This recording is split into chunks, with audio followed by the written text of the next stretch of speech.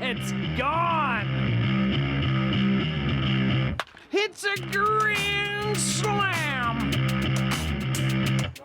And that's the ball game. This is the Prospects Baseball Show, your inside look at the boys and girls of summer. Here's your hosts, Dean Millard and Jordan Blundell.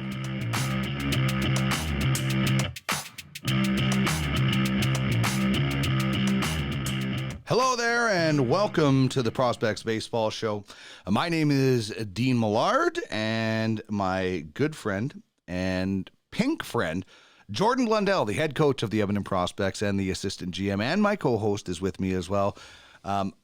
E.H. from last week on the video, error on the host because I did not do it properly. So we finally do get to say the pink do. How is it? Is it growing on you? Pardon the pun? Yeah, I love it. The problem is that I'm losing some of the pink through the shower. And they told me that would happen, and I'm not probably taking care of the look as best I could, as I'm inexperienced in this realm. Yeah. But I love it. I've got to tell the story a few times. I work some different camps for different organizations throughout the city and greater Edmonton area. And, obviously it's why do you have pink hair?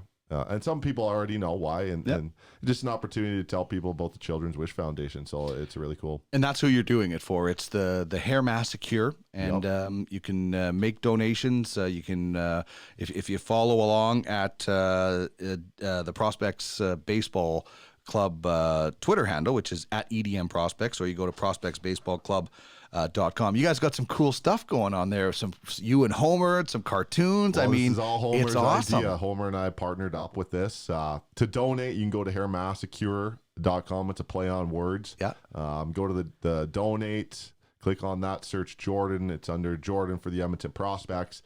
Any little bit helps. $10, $20, $100. Don't feel like you're limited to. That's right. A specific amount. You get a tax receipt if it's over $25. Yeah, I believe. It's just about trying to do something cool for some kids that could use some smiles and memories. So you and Homer working together, it's probably you get to talk a lot more than you and I together, because Homer just doesn't say a lot. You get to control the conversation. Yeah, I kind of get to be the host finally. You finally get a word in edgewise? Yeah, finally. No, Homer's great, man. Homer's a part of this city, dude. He really is. There's so many people that have memories from when they were young that now they have kids that are young, and they've shared with us they'd like for their kids to have the same kind of experience with Homer now as they did 20 years ago. So we've got a really cool thing coming up this summer. You do. It's Saturday, July 18th. It's a call out to all kids to come and celebrate Homer's birthday party down at Remax Field. It'll be free for kids to come down. It's going to be a fan fest. There's going to be lots of different activities going on, like skeet ball and face painting and tattoos and all sorts of fun games everywhere. I can't wait. It's all to celebrate Homer's birthday. It happens to be, we're really lucky that Homer's birthday happens to be the same weekend as our All-Star game. Oh, my goodness. So Saturday is a Homer's birthday fan fest and derby that evening. Sunday will be the All-Star game. Last year's All-Star game was awesome. It was just a great display of baseball. It was awesome top to bottom. If you were there, you understand what I'm saying. If you weren't, that's okay. You get a chance to come down this year. My favorite Homer memory is the final Trappers game. We're there. I don't know if you remember this. It was pouring rain. The game got canceled. Oh, man. The highlight was Homer rounding the bases and sliding into a mud puddle at home plate. The cheer was ridiculous from everybody because we didn't get to see the ball game, but we got to see Homer slide it. And you know what? Kids that went to Trappers games might not remember the players, but they remember Homer. Totally. He is. It's great that you guys have kept him. Yeah, no, it wasn't so much kept him. He wanted to be part of our family, and he was kind of twisting by the wind there. And, we're a really open organization. We like everybody and everything. Doesn't matter what you are. And we definitely have a spot for Homer to join our family. All right. So what we got going on the show today, Tyler Yaremchuk is going to join us. He is, of course, of TSN 1260, where I used to work with him, had a lot of fun. He's got a lot of passion. He loves baseball. He hosted your games on ICU video last year and did a great job. I got to do that job a few times when he was gone, and I loved it. I hope he takes more holidays this year so I get to fill in even more because it's awesome. So he's going to slide by Podcast Alley and chat with us about baseball and the prospects, his memories, things like that. We're also going to play Pepper with him, so you'll have Playing Pepper later this week with Tyler Yaremchuk. Finally, the Mookie Betts deal is done. I mean, we signed off last week, and it happens after we sign off, and then it drags on, and it finally happens, so we'll break that down.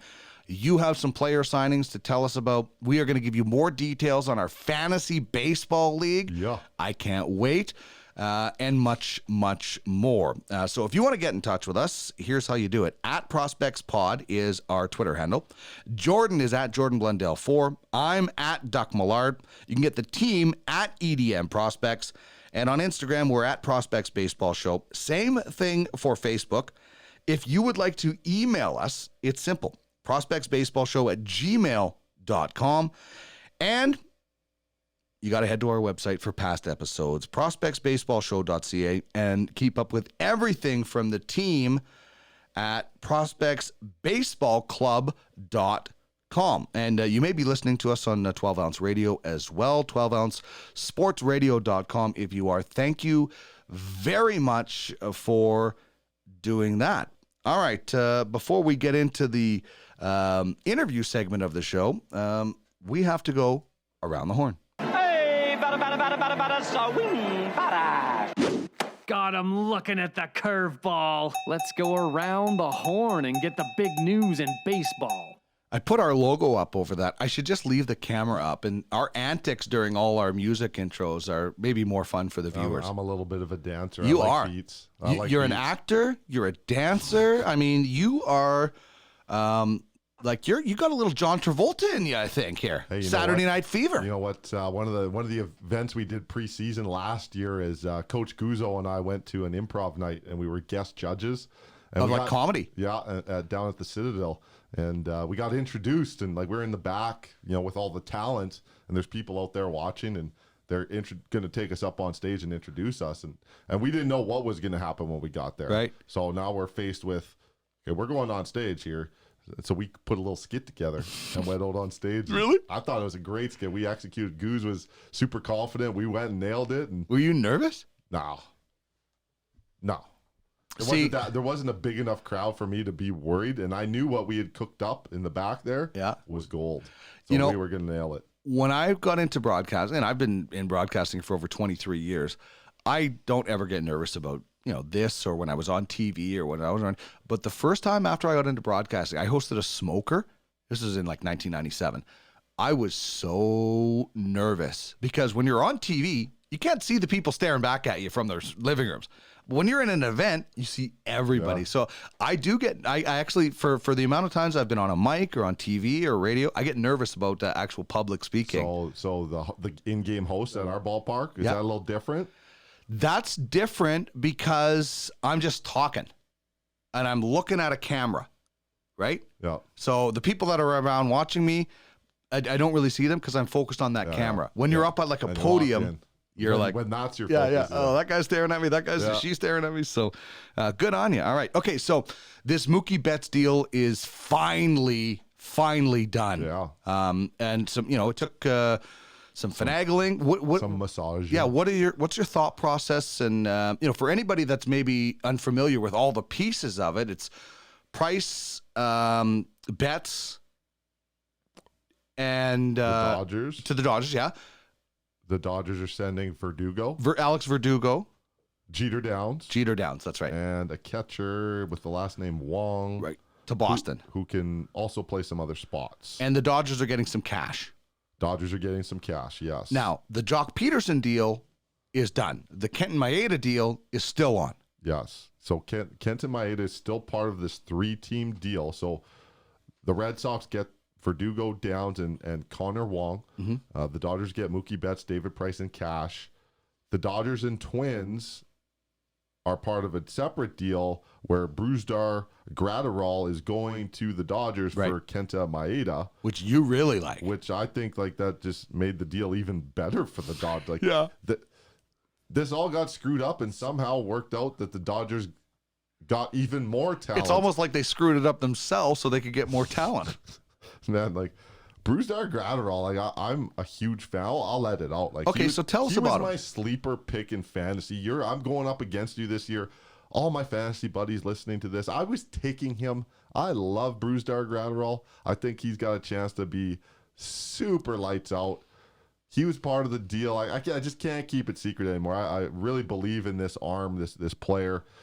His stuff is as good as anybody in the major leagues. And for the fact that I like Verdugo too. And I think Jeter Downs has got a chance to be a good player, no doubt. And, but what do you like better about? There's an aspect about Jeter Downs that you like. That I just hope this script plays out, that the Red Sox, that Jeter Downs has a 20-year career, and that the Red Sox maybe a flip play at home plate. Dive into the stands, some big time home runs, Mr. in the November. month of November. And that the Red Sox get their Jeter playing shortstop for 20 years. Isn't that crazy? Would that just be like it just seems weird that there's a Jeter playing shortstop for the Red Sox now. You know, they've got Bogarts there, so we probably won't see Jeter down at short. But we may. But at some point he might. Yeah, and we may see him at second base this year, like start breaking camp with the big club and starting opening day. But eventually, you think he'll move over there?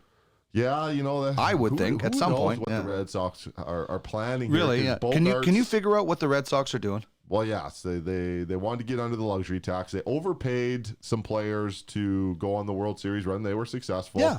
Those players, their level of performance has gone down considerably. So their payroll doesn't reflect the amount of wins they should have. They were a little bit lower than what they were projecting. They're over the tax threshold, which becomes a major issue the longer you stay above it. They had to reset that at some point.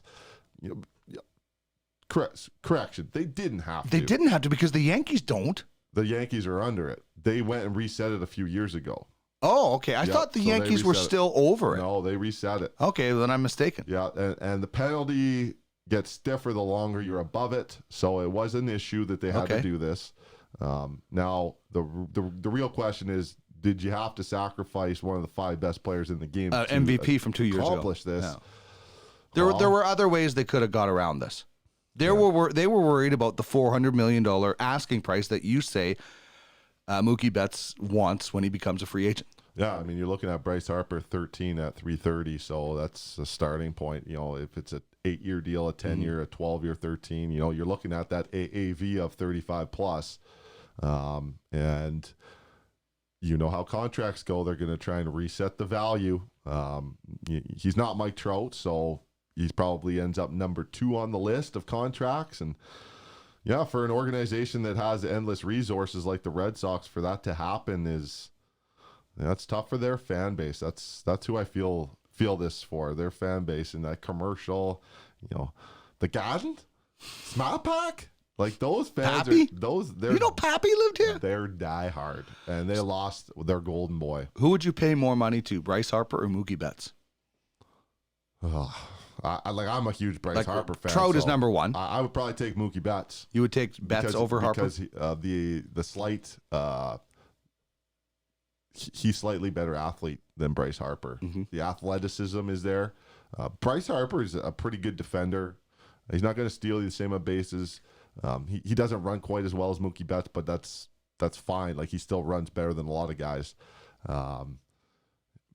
Mookie's been perhaps a little more consistent over the last 2-3 years than Bryce Harper.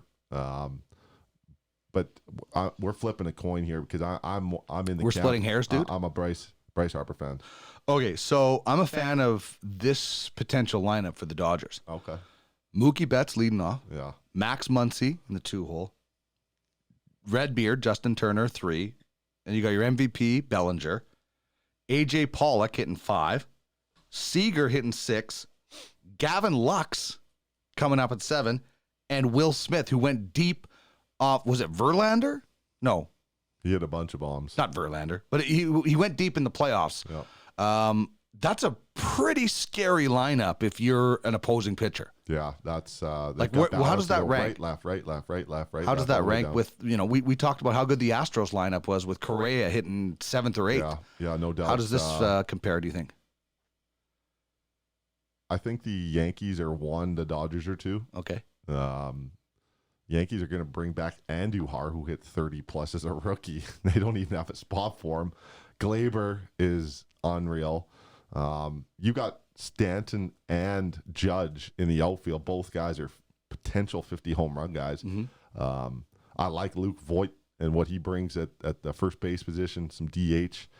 Gary Sanchez is a 35 home run hitting catcher. And they didn't even lead the American League. The Twins did in home runs, which is crazy. But the Yankees are super dangerous. A slight advantage to the Yankees, and maybe that's just the evil empire.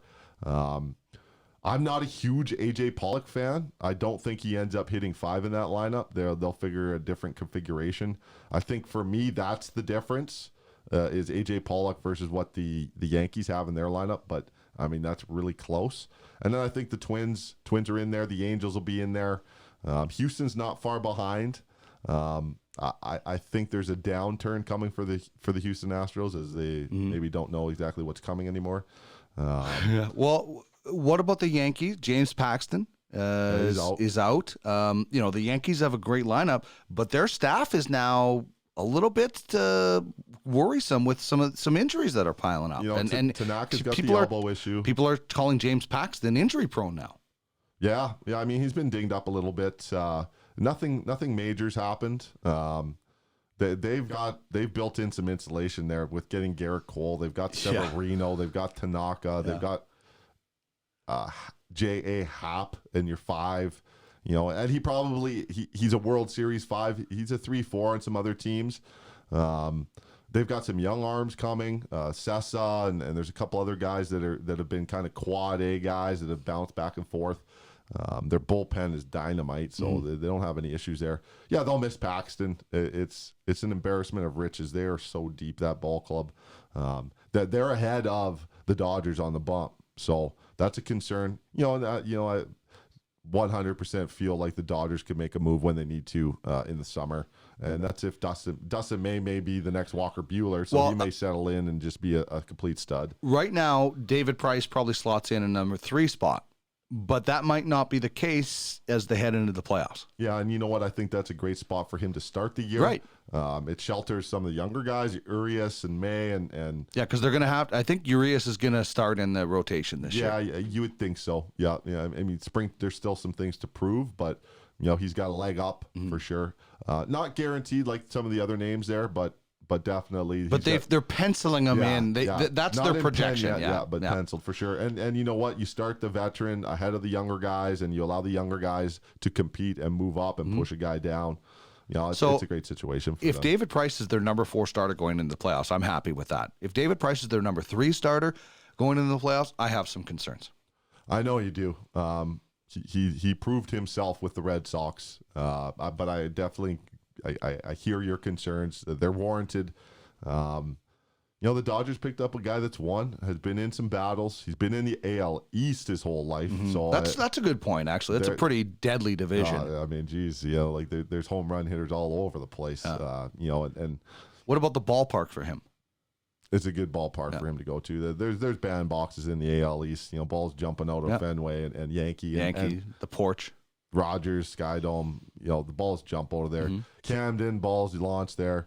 And you got Tampa Bay, who's just like, a version of the Oakland A's. It just always finds ways to maximize and win games. And, he's been in the ringer there, so there'll be a little bit of a breath of fresh air getting out to the West Coast and not have to go up against the juggernaut Yankees all the time. Doesn't have to face a DH now. Yeah, no, it's his numbers will improve. If he's healthy, I expect him to have a better year. Okay, so the one part of this deal that fell through was Jock Peterson and Stripling going to the Angels. That's not happening, at least right now. Who knows if it ever gets revisited.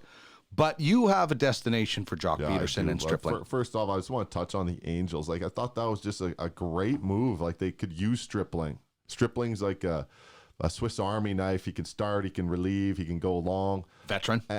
And performs well. Just a really great piece to add to your 12 or 13-man pitching staff, which is exactly what Anaheim needs. They need to do kind of what the Jays have done and bring in some more established arms. So I love that idea, that alone for the Angels to get a serviceable big league arm because they need them. And then to get Jock Peterson, who destroys right-handed pitching, to go in there and hit in front of Mike Trout. You can get a lot of pitches to hit, and Rendon's there. It's just tough to see that happened. It was a great move by the Angels. I applaud their GM for getting in there. He got two pieces that he really could need and could use.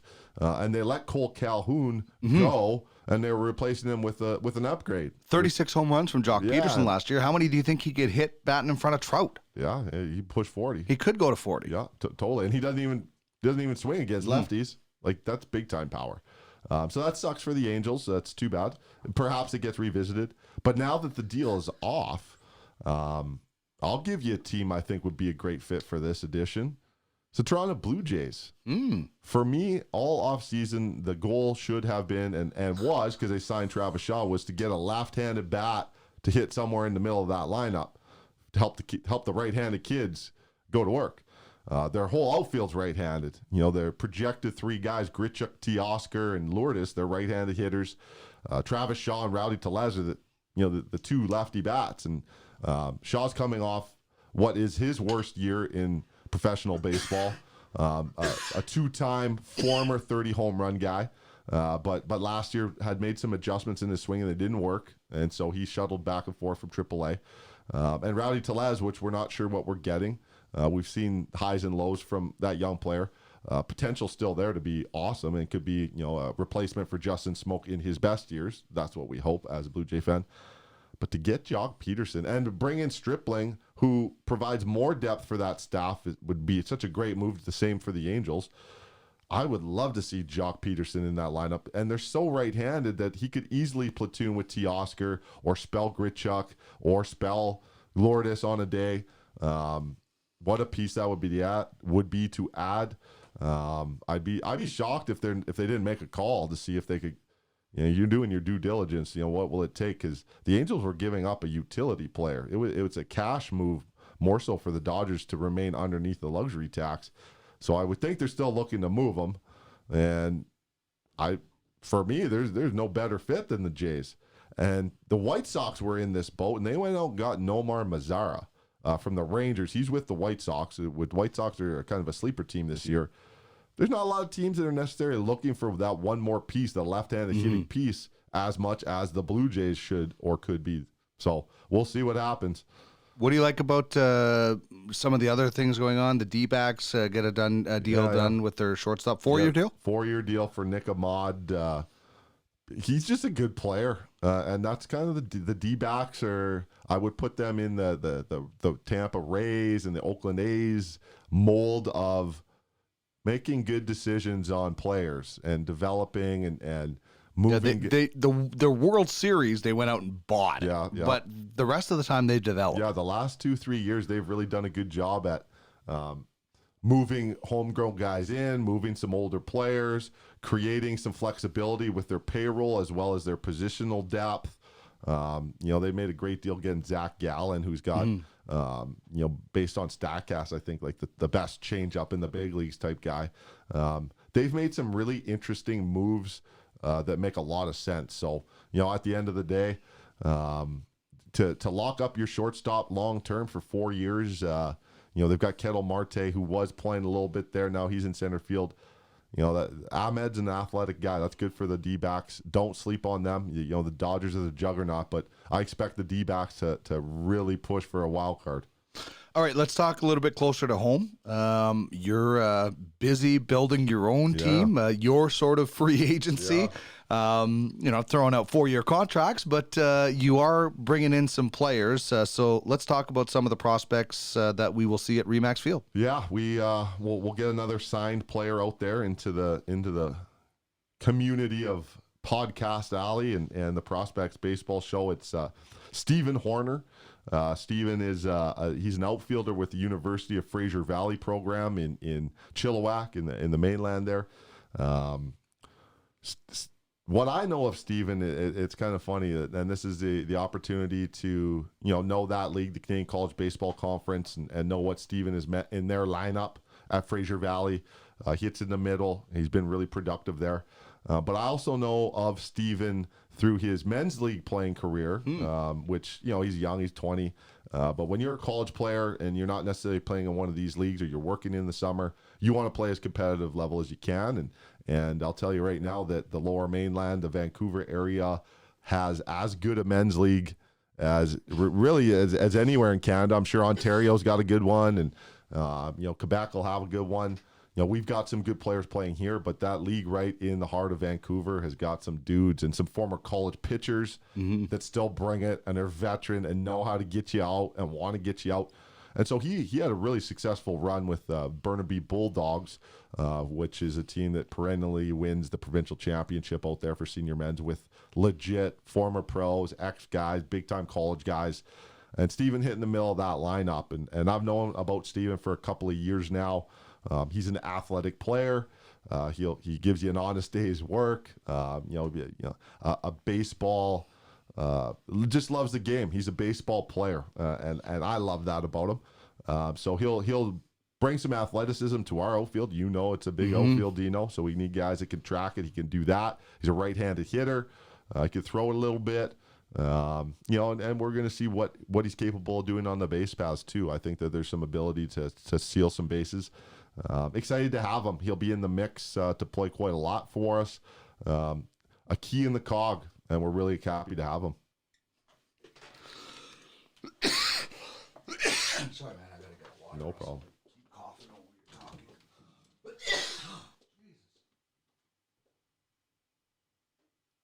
inhaler, sometimes it makes me cough more to get. Yeah.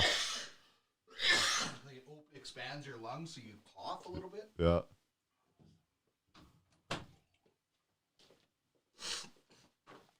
All right, so you want to just go into fantasy, or you got any more players to chat about? No, that was it. Good. We're getting to the close to 30 minutes. So okay, so we'll transition back into fantasy baseball. So 3, 2.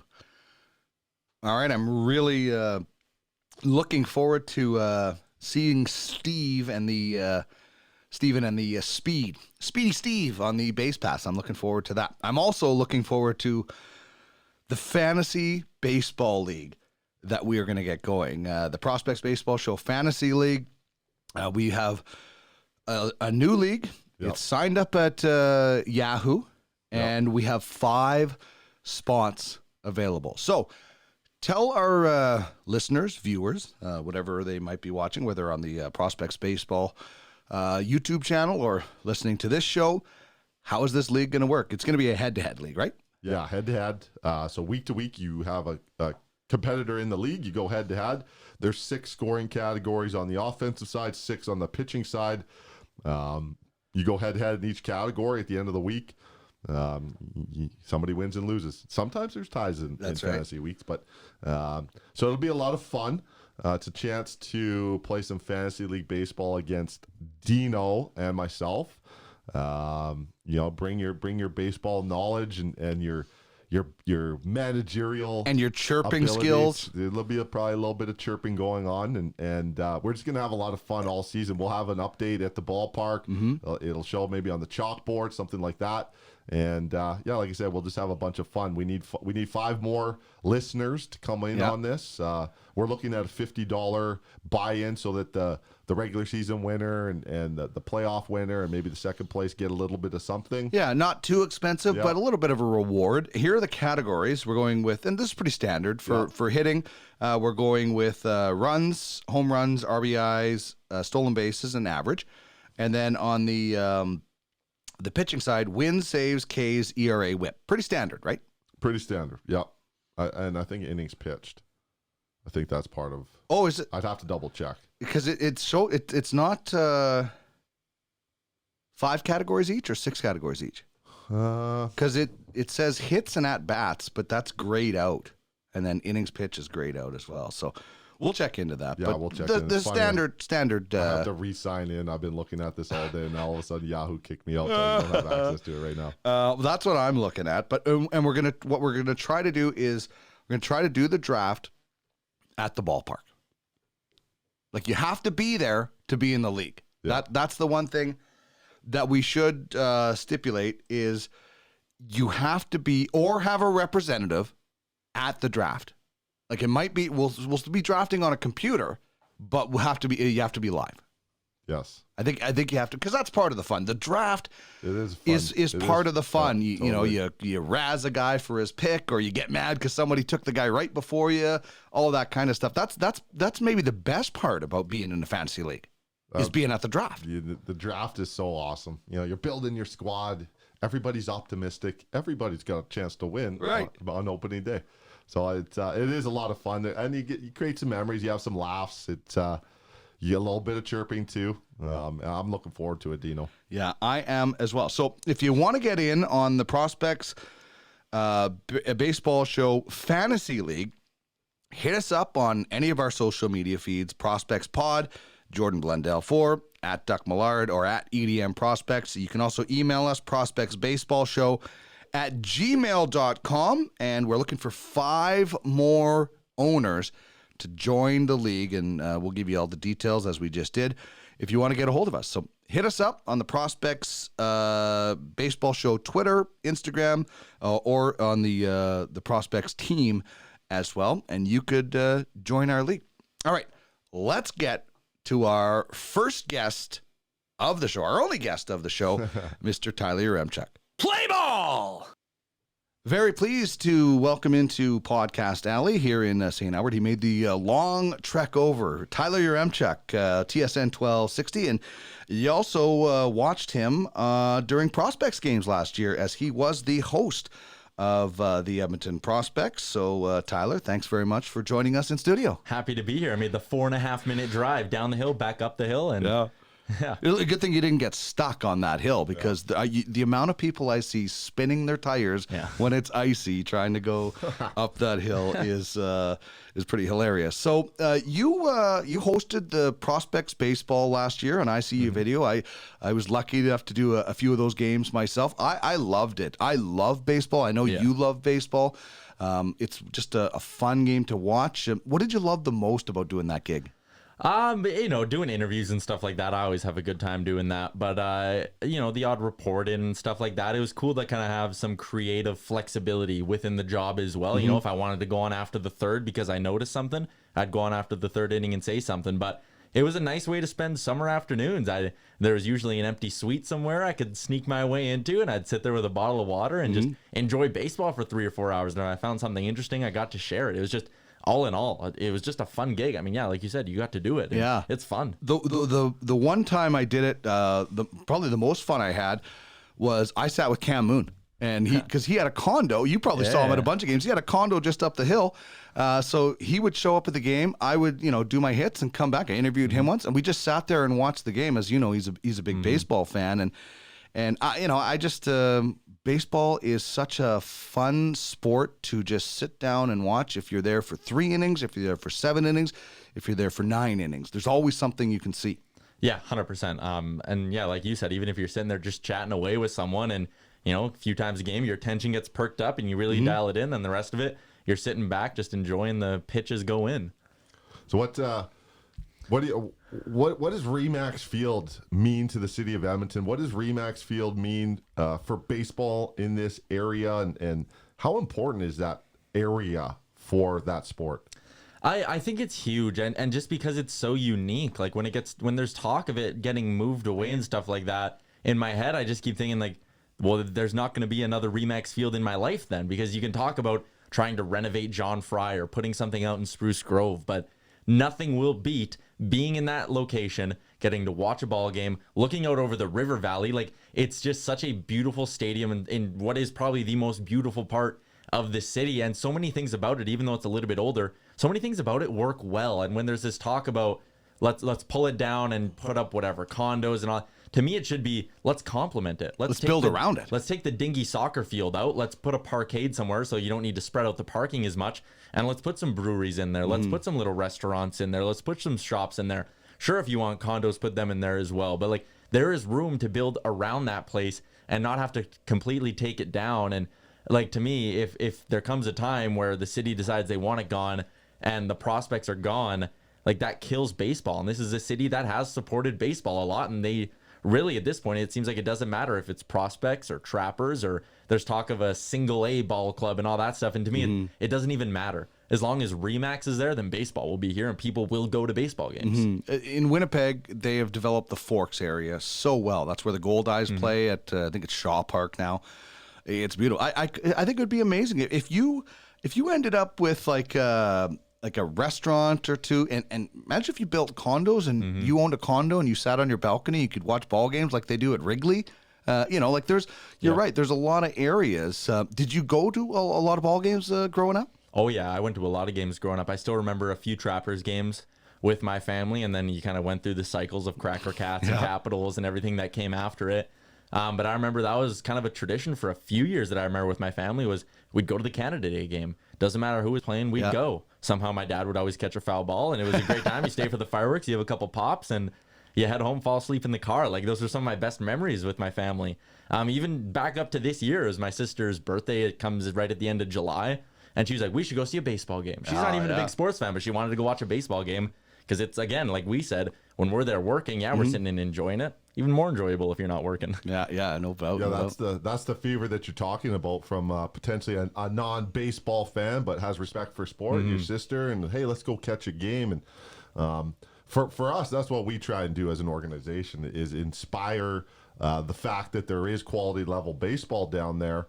And moving forward, that's what our goal is to continue to attract new fans or fans that are friends with fans and get them down there. Or like those boomerang fans that maybe watch Trappers and then haven't watched baseball, and they'll come back and start watching this brand. And that's a good point, Dino. So the Trappers had a high level of support. It was a big deal, for sure. Well, championships, we love the Hall of Famers, we know that. For sure. And then they went through some, in my opinion, some tough years with the Independent League.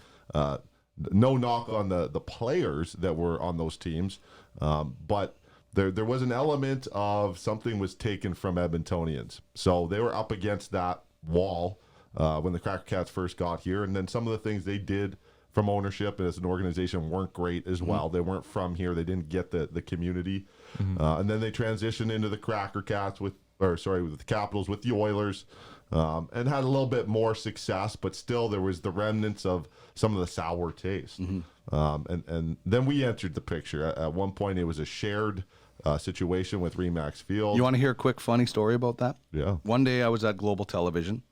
I came down to do something on the prospects. I went to go through the main office, and they would not let me get to the field to talk to the prospects. Like, there was not a cooperation at all. And that was the Cracker Cats. Dan Orlick. It was and his wife was also very heavily involved in the business, but there was no cooperation from those guys at all with that. It was like, you're not even gonna let me walk through your, how are you endearing yourself to Edmontonians that way? Well, and that's where I was going with this, and I'll get Tyler's thoughts on this in a second. And then, then the prospects were shared, and then the pro team went away, and now we were left as the tenant there, and we had work to do. And granted, this is before I got on board, and we've raised our attendance every year. Substantially. We've grown the base of what RE/MAX Field is to baseball. Basically from, man, why are we continuously being screwed over as Edmontonians for baseball, to the point now where it's a viable option to go down to the yard. And Tyler, I want to get your thoughts on where can we go from here as the prospects organization inside this community with marketing and profile, and what are your thoughts on that? I think a lot of it is reach as well, and you guys do a fairly good job of it. But again, just like being active on social media, making sure that you pop up in someone's feed on a Thursday morning, and it makes them go, I'm looking for something to do this weekend. There is a game on a Saturday. This sponsored post about $4 beers, and look at the view you get as well when it's plus 30 out. Like, to me, just making sure you get a bigger reach is something that has to continue to happen. And honestly, once the person's in the ballpark, everything else sells itself. It sells itself, right? Like the cold beer sells itself. The quality baseball sells itself. The Being out view. in the sun, the view. The view is awesome. And that's the other thing I like about it is, if it's my family going per se, well, my sister and my mom aren't big baseball fans. They understand the sport. They'll come watch. They'll enjoy the weather. They'll enjoy the snacks and the ice cream and all that. And then for me and my dad to sit in the stands, well, we're diehard baseball fans. So we can dissect every pitch and still know that we're getting good quality baseball here. And still looking at guys, look at Eric Sabrowski, a guy with the potential to get drafted into the MLB, right? Yeah, we've had a few pro guys now. You have. AJ Nitschke, a former player, just signed with an indie league team. We've got Sabrowski going down. Edgar Barkley's with the Yankees organization. Travis Hunt may or may not get an opportunity this year. If he doesn't this spring after season, I can't see who's him the guy not. we were just talking about in Australia? Michael Gahn. So there's a handful and more over the last 4 or 5 years of players getting opportunities. Yeah. And that's pretty good. There's D1 programs that don't have 5 or 6 guys over a recruiting class to get pro opportunities. So to put in perspective for our fans and for Edmontonians, it's not AAA, it's not pro level. It's not for sure. But if you were you're not trying to fool anybody. We're with not. that. And if you were to go to short season or long season A, it's not that far off, if not better than, depending on who's on the mound. Right. So there is that element and that quality. And you know what? Edmonton's a bulldog city. It's a small, big city. We care about each other here, and it's an easy organization to root for because the kids are playing their butts off. I look at the production value too. You guys have shelled out some money to get ICU Video, who both of you and I have worked with, Tyler, and the production value is awesome. There's not many summer league teams that have a center field camera and some of the production. So I think you've done a great job about that. When I did the games or when I watched the games, Tyler, the thing that impressed me the most about this guy's team was the aggressiveness. This guy will steal with anybody almost. I love that. So what did you like about the prospects specifically, the actual team? Oh, I love that you brought that up because that's another thing too. When you bring people into the stadium, if you're just out there playing boring baseball, well, that's going to put the crowd to sleep. When you're out there on even the slightest pass ball, trying to score at home, when you're out there stealing bases, it seems like almost every second or third at bat, you're like, oh, there goes someone else. Like the sack bunts, all that. You can argue against that stuff if you want to get into analytics and all that. Yeah. But at the end of the day, on a one-off, man, that stuff can help you win ball games. And that got them in the playoffs. Got them in the playoffs. And that stuff brings the crowd to their feet. And that's something you can't measure in numbers. When the crowd gets loud and the pitcher on the mound is all of a sudden sitting there going like, are you kidding me right now? Like one pitch in the dirt and that run from third is over, or one drop third strike. And now I just blinked and somehow they got runners on second and third. Like there is that mental advantage to bringing the crowd to their feet and making it seem like the world is caving in on a visiting team. So that's what I love that you guys did this year. Just that pure aggression from the baseball fan side of me, and also like the analyst side of me as well that watches it and saw the results. It's just nothing but positives. Well, and listen, case in point, that marathon weekend that you guys had to get in, the I think it was the second game where you guys came back. Yeah. You got runners in scoring position by being aggressive and won that game. You couldn't lose a game. Well, the season's on the line and we're trying to steal bags. So like we play a brand. Yeah. I appreciate what Tyler said. I love that too as a fan of the game from the manager's perspective. Like I'm obviously a fan of baseball. I need to weigh my decisions and weigh our players' decisions. Some of what they do is allowed. They're allowed to be creative as players. You give the green light to a lot of guys. And like for me, I think I appreciate the lessons I've learned from other coaches and from being in the sport this long, that I find that I don't like telling guys how to play the game. I prefer to have a discussion before we get to the game of what we're looking to do and how we're looking to do it, and trying to get on the same wavelength. And when we're on that, when we have that synchronicity, it provides for the exciting brand of baseball. Because if it was just up to me, it takes the instincts out of the players. And I love instinctual players. We'll make some mistakes at times. But last year we ran at like an 85% clip, and we got picked off a couple times early in the year, which count as caught stealing. So frankly, as I shaped this for a better look, is when we actually tried to steal a base, we were over 90%, and we had 156 of them. Yeah. And those numbers are going to be tough to ever match for anybody in the league. So when we look for players, that's part of the recruiting is, do you have that mindset? Is that part of what you're doing? And a lot of the kids we end up getting is, like, I want to run. I want to get after it. Well, they want to be aggressive. They don't want a coach that just sits back and doesn't take any chances, because I don't care. Like, you got to take some chances in sport.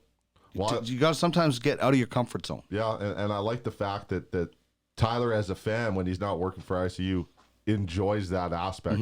I don't go out and survey the fans. I mean, I think it's exciting. I'm not paid for the fans' enjoyment. Sort of, I am, but at the end of the day, I'm paid to run the ball club, manage the team, make decisions like that.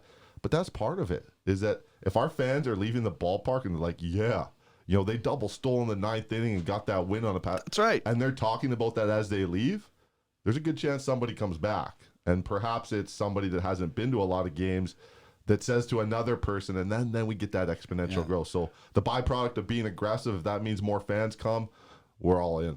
So let's talk a little bit about your baseball love. Where did it start? We live in a hockey mad culture. Yeah. How did you become such a big baseball fan?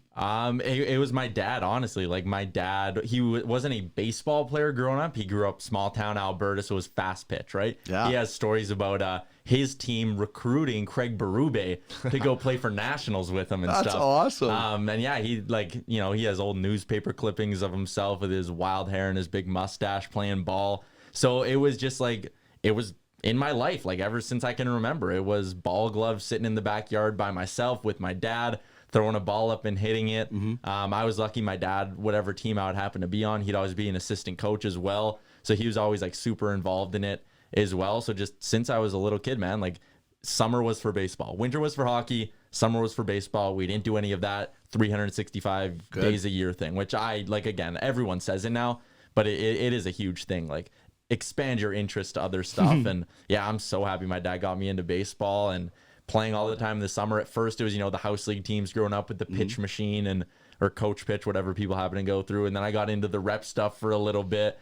And just spending my summers on the road going to baseball games. It was the best. Well, you got to fill us in on what your slow pitch career is like. What's going on in that realm? Are you still you're still playing slow pitch? Oh yeah, yeah. So you got that, like, the Tuesday night. You get a couple games a week. You're with all buddies. How's this? I want to get into a men's league, but I just can't convince my friends to commit to more than once a week. But we do our co-ed with all of our girlfriends and all that. And it's good Friday night, so obviously you get a few drinks in you and all that. But we have a good time. My group of friends is an interesting mix because they'll slam 6 beers, but they want to win so damn bad. And like, if someone strikes out, you're getting chirped all the way back, and you're getting chirped for the next 3 games. We got one guy, our best home run hitter, can't quite do it on command yet, but he'll either smash it over the power lines or he will pop it straight up to third base, and you can't talk to him for like 3 innings until he gets another at bat. You guys need to Willie Mays Hayes him. Every time he pops up, you guys just start drop and give you 10 push-ups. Yeah, no kidding. It's just fun, man. Like, it's a sport where even if you've never played it before, and I think about my friends who have literally never played it before, like, you can play baseball without being great at it and have fun without being great at it. It's not like hockey where it's like, oh man, you can't skate. Well, damn, you can't play. It's like, hey, here's a glove. You know how to swing a bat, obviously. Good. Hop in. Like, let's go. I agree. You can have fun without knowing, because I had a girlfriend one time in Winnipeg. I ended up playing with my brother's slow pitch team. It was great. You go to the patio after and have beers. But anyway, I brought my girlfriend out to play one time. The first time up to the bat, she hit the ball and ran to third. Oh, yes. Not a word of a lie. Hit the ball and ran to third. And we were all like, what just happened? So like, she had no idea, but she still had fun. Like, we gave her some ribbing and give her the gears and stuff. But it really is. It's such a social sport, because when you're not at bat, you're sitting on the bench talking to all your buddies. Yeah, hanging out. Creating relationships, catching up on what's happened. Meeting new people. Yeah, what were we getting up to this week? And And that's what it's like for a fan in the stands. You don't have to be absolutely locked in for every pitch. That's right. If you are, great, but you can kind of come in and out and enjoy the environment as much of when it's time to kind of focus in, if you're being serious about it, or for your at bat, like, hey, leave me alone, I got to swing the bat, kind of thing. It's a great sport, and it links us to a huge demographic of people that enjoy swinging and hitting and throwing, that, you know what, come and watch us play. Yeah, and then you could go as your softball team to a kind of a prospects game. When you were growing up, did you think that you could be better at hockey or baseball, one sport more than the other? I was without a doubt better at baseball. Yeah. With hockey, I was always house league level. I was always very small. So, once hitting got introduced, like, coaches, immediately dismissing you because you're 4 inches smaller than everyone else. Right. But again, in baseball, like, who cared? If you were 5'2" in Pee Wee, You had a better strike zone. Yeah, you got a better strike zone. Tough to throw them straight. Yeah. If you could run fast, That's I right. mean, it didn't matter. Like in hockey, you could skate fast, but a coach would still be like, "You're too small, man. I Like, don't how care. big's Jose Altuve? 5'6". Now, is that counting the buzzer or no buzzer? Yeah, That's with or without buzzer? With the cleats on, he's got the inch Yeah. spikes. But you're right. Size does not mean that as much in and baseball. So yeah, I was definitely always way better at baseball. I was never like great at it. I never thought I was gonna go like play at school somewhere or anything like that. I left that for the who are some of the guys I played with went on to play for the Prospects. I played with Sobrowski for a bit. Did you coach Matt Cortell? I know. No, I didn't coach him. Yeah. He went on. He ended up playing, I want to say like Wisconsin or something like that. Milwaukee, Wisconsin. Yeah. Jackson Wark was another guy. He was a frightening dude as well. So He's down in Australia right now. Okay. That's where he is. We always said with him, if you weren't scared by how hard he could throw, you were scared at the face he made doing it, because that dude was mean. Like a Randy Johnson kind of thing, Yeah, right? he's got that size, yeah. Softy He off the brings it mound, now. but on the mound, he was a frightening dude. So I always kind of knew my spot on the team. Like I joked earlier, like I'd bat seventh and play second. Yeah. I'd get on base. If I had to walk, I didn't care as long as I got on base, and I'd make good plays in the field. I knew I wasn't hitting home runs or striking anyone out. And that was kind of my baseball career. All right. Really quickly, before we get to some Major League Baseball news, you're part of obviously a radio station. You get to talk baseball with Low Tide. Yeah. And you're part of the Prospects broadcast. Do you have a favorite broadcast? Do you have a favorite play-by-play guy in baseball? Like, nobody is better for me than Vin Scully. I think he was the ultimate king. But you're a bit younger than me, so you might have a different perspective. Growing up playing video games, Matt Vasgersian, obviously being on the call of those, so his voice Was he Sunday night, right, on ESPN? Yeah. So I could recognize his voice anywhere from the hours and hours I've spent playing the show. I could probably recite you his whole script from the video game. No, Dan Schulman for me. I think whenever you get a chance to watch him do Jays games, it's an absolute treat. And he's one of us. Yeah, he is. He's a Canadian. Canadian, and you gotta love that. A Canadian guy calling Jays games in the summer. Like, I don't care if they're losing 7-1 to whoever. If Schulman's on the call, I'm probably going to stick it through for 9 innings. You never know what story you're going to get or anything like that. I don't mind the duo the Jays have or had. I don't know if Buck and Pat are back. I know their contracts are up at the end of the year. But I always think Schulman's the best. I like Kuiper and Krukow and San Fran. Those guys are hilarious. The West They're Coast, funny, eh? The West Coast dudes, it's just the later starts, maybe a little less stressful out there. And, they get into the later innings of the game. Maybe it's not close, and they'll start bantering about the fans and what's going on in the stands. And I love those guys. I love Scully too. You know what? And the Yes Network, the Yankees guys are good. I mean, there's really nobody I dislike, honestly, in the big leagues. I know guys like, I don't like Buck Martinez. I don't like this guy on ESPN. The White Sox, Hawk Harrelson, was that? I love Hawk. I'm not crazy. You put it on the board. Is this I don't know. I like the call. It's a good concept. I just he reminds me a little bit of the what's the guy who does Bruins games? Jack Edwards. Jack Edwards. He's such a homer. Like Hawk Harrelson is just such a crazy homer. Like it's just I just can't go that far with homerism. It just drives me nuts. Like watching Bruins games. You can't. I can't. I got to turn the sound off. Yeah. It's not that bad with Hawk Harrelson because that's a great line. Put it on the board. Yes, but.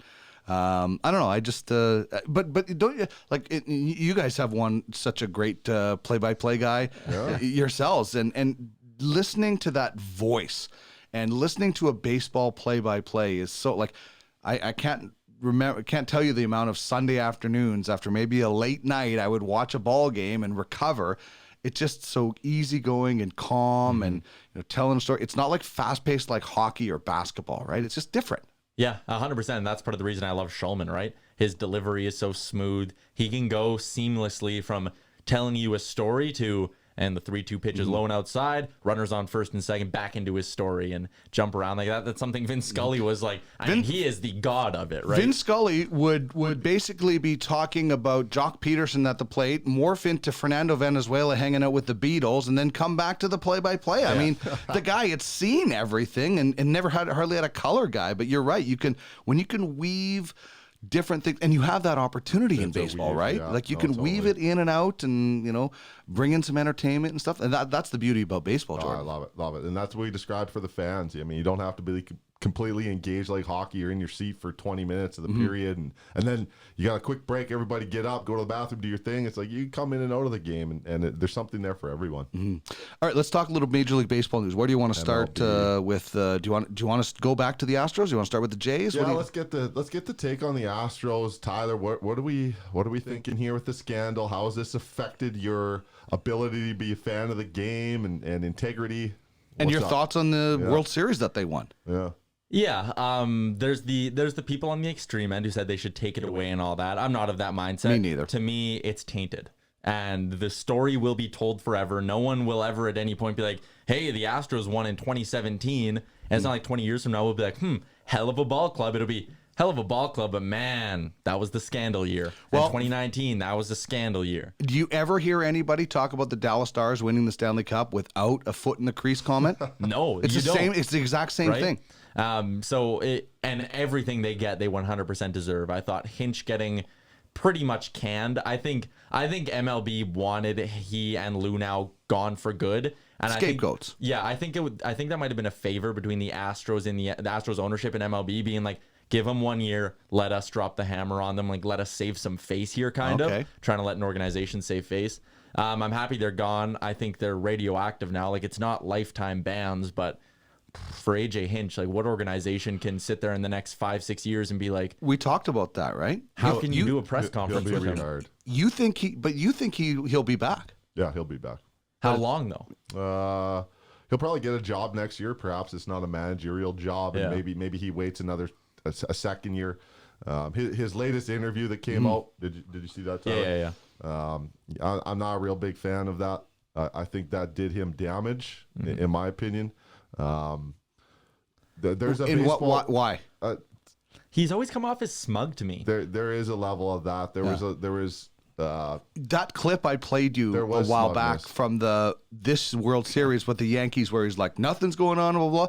That day we played that was the clip that buried him. Well, I think because his so much of a denial, like, oh, it didn't help us this game and that and the other thing.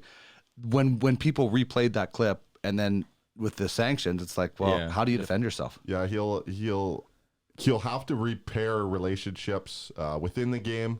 There's a history there. His first stint in the big leagues didn't go well. I think it was in Arizona. He ended up in Houston, 2 or 3 years later after spending some time in a front office. At one point, he was the golden boy, kind of a la Gabe Kapler for thinking a little differently than the old school manager. Well, Garbage Cans is definitely thinking differently. Wow, and he didn't come up with that plan. Yeah, not that he was the originator, but he was the manager on duty. And I don't mean anything by that. It will take some time. I think that there's an opportunity for him to work again at the major league level. Loonhow is done. Do you think Cora's done too? No, I think Cora will find his way back in. So what do you think about those guys? The Beltrans, the Coras that, are no longer with the Astros, but also, taking some shrapnel from this. When you read that whole report Rob Manfred had, those are the two names that got dragged through the mud the most. Mm-hmm. Like, they were like, oh, we're not naming players and blah, blah, blah. But, man, they went after Beltran hard for basically being the mastermind. And, man. Yeah, it's like he has a master's degree in sign stealing. It's like he wrote the code breaker himself. When you read that thing. Like, Cora, he's the money ball of this scandal. So I think those two guys... Oh, man, with Cora, I'm surprised. I mean, we're still waiting on him because of the 2019 stuff with the Astros, or with the Red Sox, or whatever year it was with the Red Sox. If they find enough in that Red Sox one, I wouldn't be surprised if he gets life and they decide to scapegoat him as the one who was behind and in charge of all this and starting it with the Astros, carrying it to the Red Sox, tainting 2 teams and all this. I wouldn't be surprised if Cora gets it worse than Hinch and Lunau did. Yes or no answer from both of you guys on this one question. Astros better, worse, or not as bad as Pete Rose betting on baseball? No, it's worse.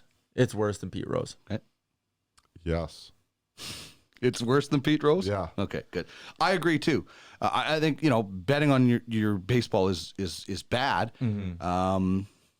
This affected so much more. This affected playoffs. And I mean, the tainted, the word stats Tyler is tainted. Like we'll never know what is and isn't. The home road splits from the Dodgers and the Astros. Every time this guy sends me it on Twitter, I want to break my phone. Because when you see Kershaw's home and road numbers, it's ridiculous. I think the code breaker, the latest in this scandal is they had some of this technology on the road. Yeah, of course. This wasn't just restricted to home games. But they just weren't as sophisticated on the road. Easier at home, for sure. Yeah. I mean, this is a never-ending story. They gave the players immunity to come out clean, and we thought that was the case, and now this code breaker thing comes out.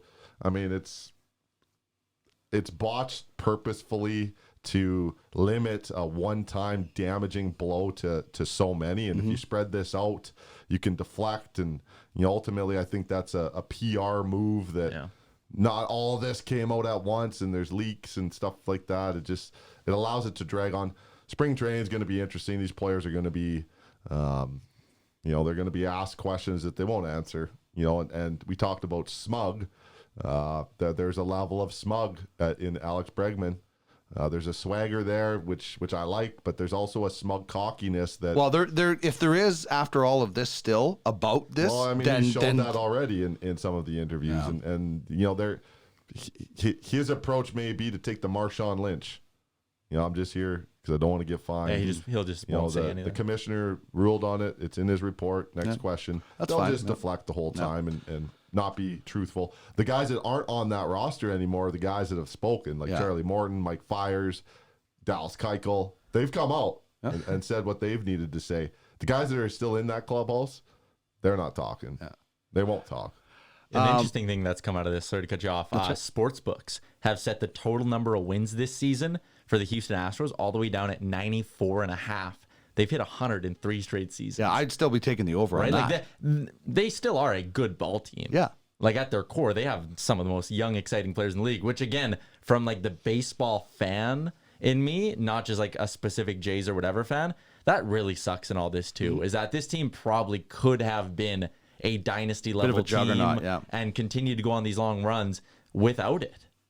I just can't imagine how worse it would be if they would have won this year. Like if the Nationals wouldn't have pulled that off, how much.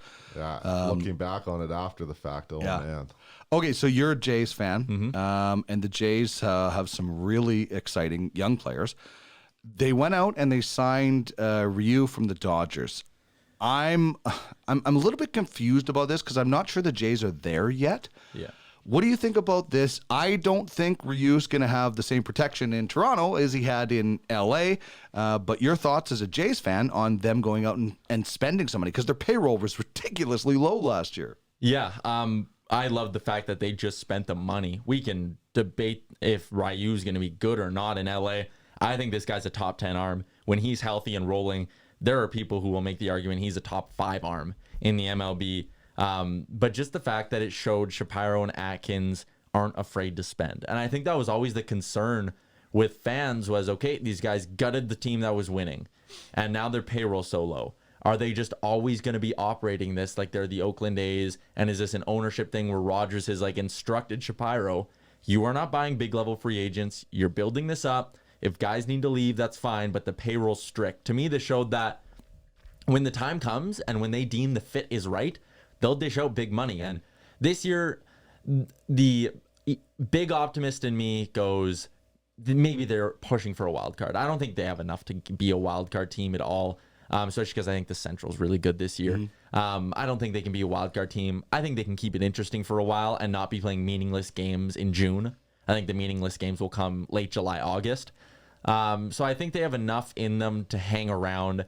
Shoemaker, how he is coming off his ACL or Achilles, whatever he blew out last year.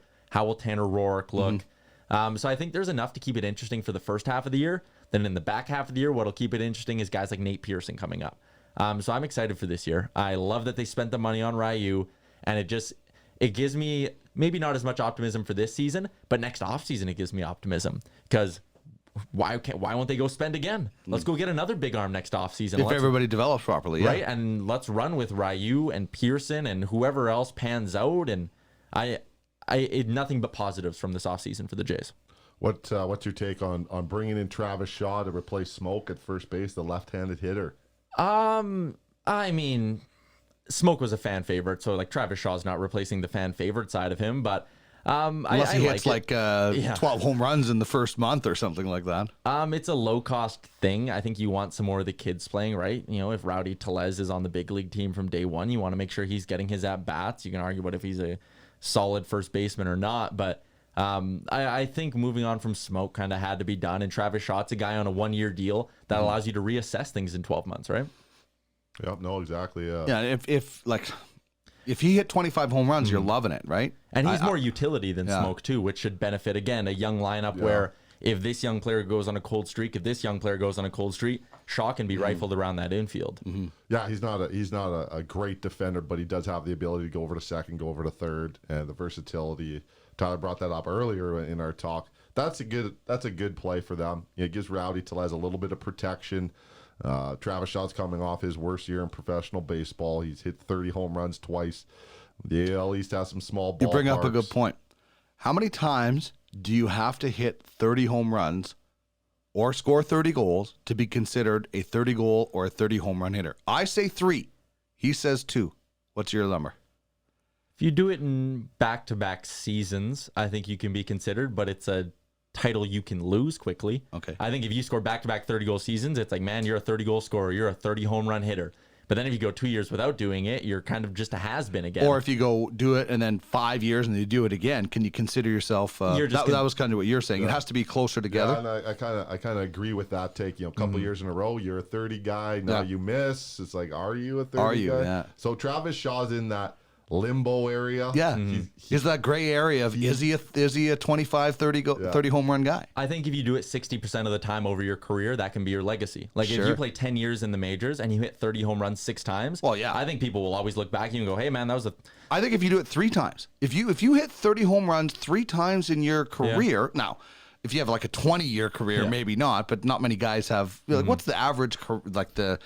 Careers aren't massively long. I think if you do it 3 times, you can be considered. That's my number anyway. Yeah, I wouldn't argue that either. But let's hope he does it because the Jays could do that. All right, let's wrap with the big deal that just happened. Jordan, where do you want to go with that?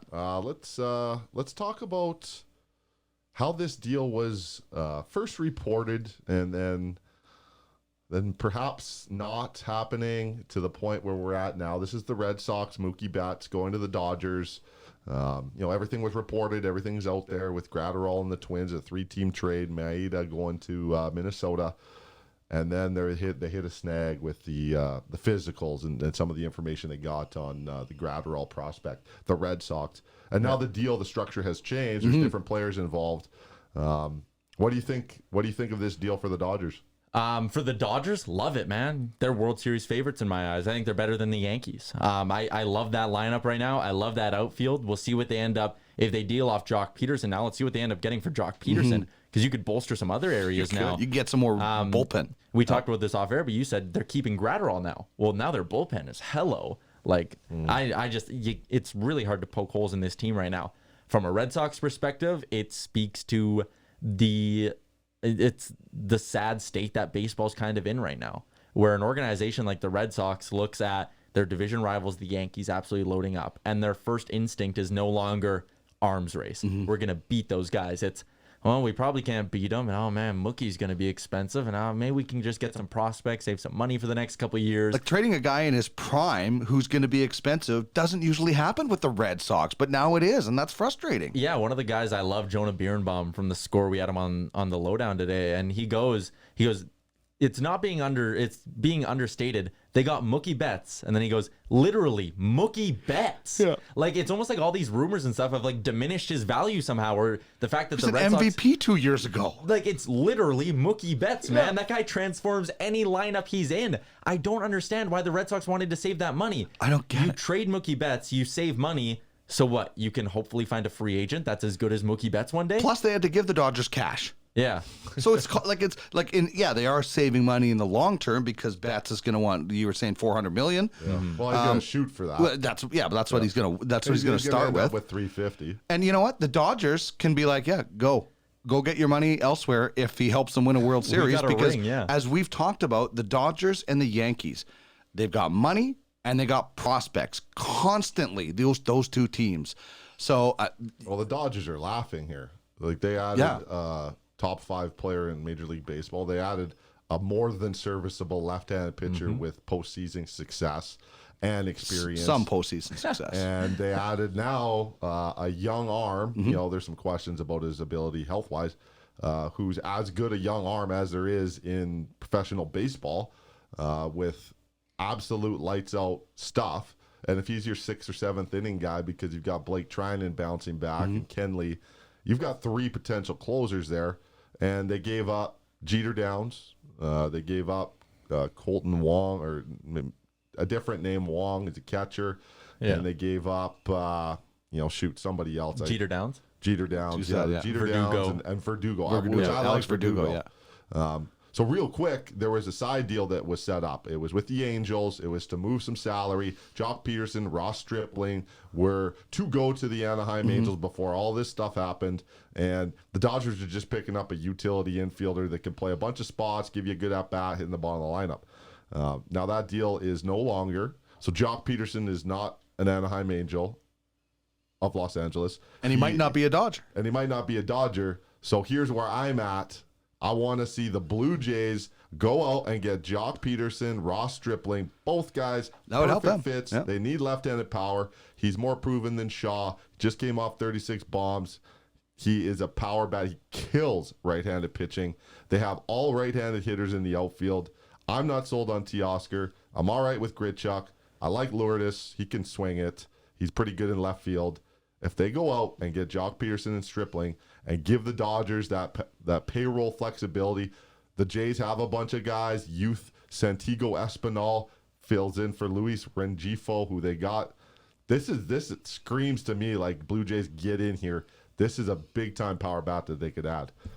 Tyler, your thoughts? As a Jays fan, I would be over the moon. I'm going to Toronto end of April, going to catch a few games there, getting to see the Red Sox and Yankees. It's going to be unreal. If I go there and get to watch Jock Peterson play in a Blue Jays jersey, on top of everything else that they got going for him, I'll be over the moon. And it makes so much sense. You're just trying to help a team with salary. You're not giving up your top end prospects, and you're immediately improving your team with a guy in Jock Peterson who's good now and can be that real solid veteran for you in 2-3 years when your young players hit their prime. You lay it out, and it makes too much sense. If they don't do it, it will pain me physically. I want to share this with you guys. This is happening as we're recording. Oh, breaking news. Joel Sherman of the New York Post has an exclusive story. The MLB is planning a radical change to their postseason, perhaps as soon as 2022, that would move it from 5 to 7 teams in each league and have the best teams with the best records pick their first round opponents. Well, breaking news on the Prospects Baseball Show. Yes. That is amazing. 5 to 7 teams by 2022 if it goes through. It has to. I like the Major League Baseball has to expand the playoffs. Yeah, why not? Because otherwise, 3/4 of the teams don't care, and their fan base doesn't care anymore. You get to pick your opponent. Oh my goodness! Can you imagine the rivalries of whatever team in the first round goes, yeah, we want to play the White Sox. White Sox beat them, and it's like, yeah, you wanted to play us in the first round. The storylines are endless. Storylines. You're gonna have teams saying we picked our opponent out of a hat because they don't want to piss anybody off. They'll do shows. Yeah. They'll be posting on Twitter. Someone exactly. Twitter poll. We're gonna we pick our play? opponent by a Twitter poll. The social media traffic based on that one idea alone. Yeah. How much attention? Like does even that if bring even to if the you game? said we're doing it and you don't even consider but just to get you will have 1 million votes. And the other side of this too, I talked about the sad state of teams like the Red Sox just wanting to cut payroll and not their focus is on cutting payroll, not winning. If you go up to 7 teams, that might solve that problem. Teams all of a sudden go, hey, all we got to do is get in, and we're good enough to start winning if we get in. I think and the money aspect too. If it's like, hey, we can get a best of 5 series if we squeak in as team 6 or whatever, right?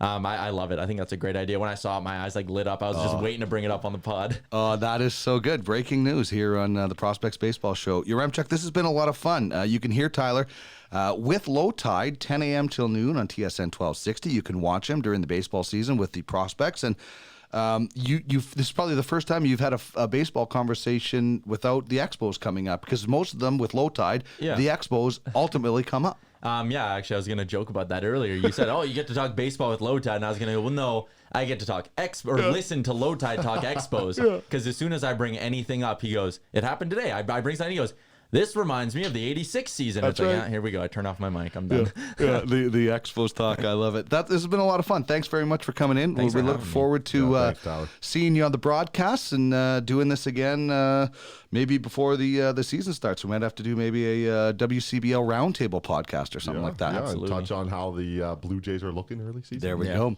Thanks for this, man. Yeah, love to come back. Thanks. All right. This has been the Prospects Baseball Show, our interview segment with Tyler Yaremchuk. We're back in just a few seconds.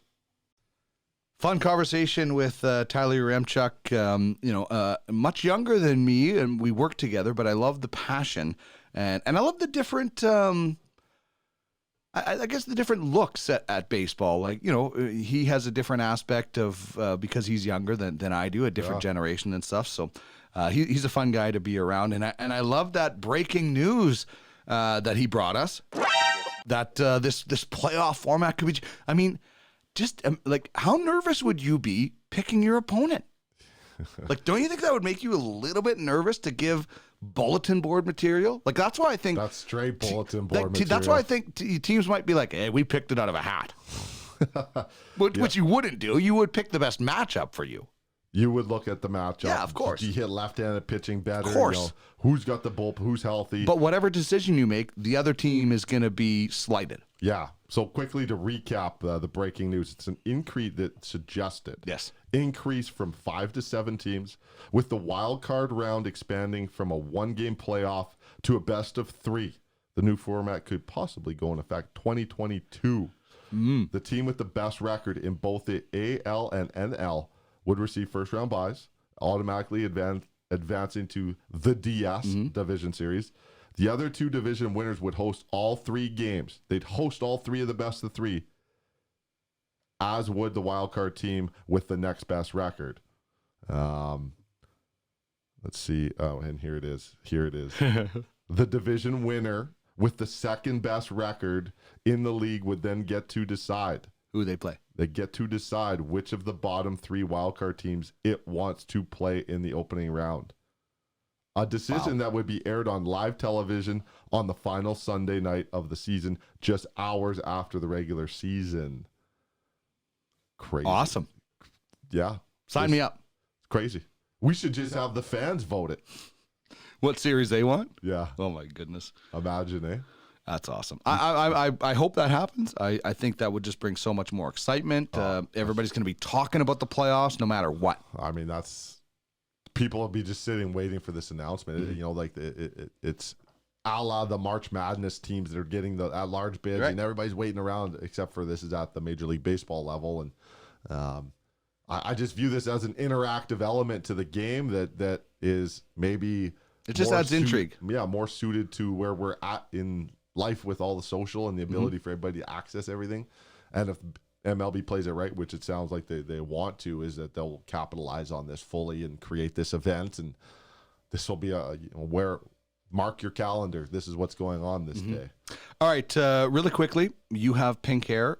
Just to remind people how they can get in and help out some kids. Yeah, so it's the Children's Wish. It's called the Hair Massacre. You can log on hairmassacre.com.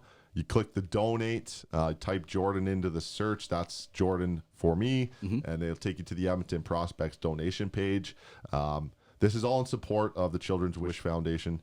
Their goal is to be able to grant wishes to kids that dealing with some health issues, and what that does is it gives their family and loved ones an opportunity to create some memories, as they may not have that opportunity as much as some of us might have. So a great cause. I've got pink hair till February 21st. My man Homer's going to join me on the cutting block. We'll get some hair shaved off on the 21st, and just having a lot of fun with this. I've had the opportunity to tell a lot of people as I do camps and clinics and instruction all over the city, and it's like, hey, what do you have? If you don't know, the question is, why do you have pink hair? And I get an opportunity to talk about it. So appreciate that. Be able to get the message out, Dino. Awesome. Hope everybody enjoyed this program today with Tyler Yaremchuk of TSN 1260. If you did, please subscribe and leave us a review, because it really helps us boost the show properly. And if you'd like to be a part of the show as an advertiser, email us, prospectsbaseballshow@gmail.com. That's going to wrap things up for us on the Prospects Baseball Show. We'll talk to you again next week. For Jordan Blundell, I'm Dean Millard. One more thing to say: ban the shift. It's gone. It's a grand slam. And that's the ball game.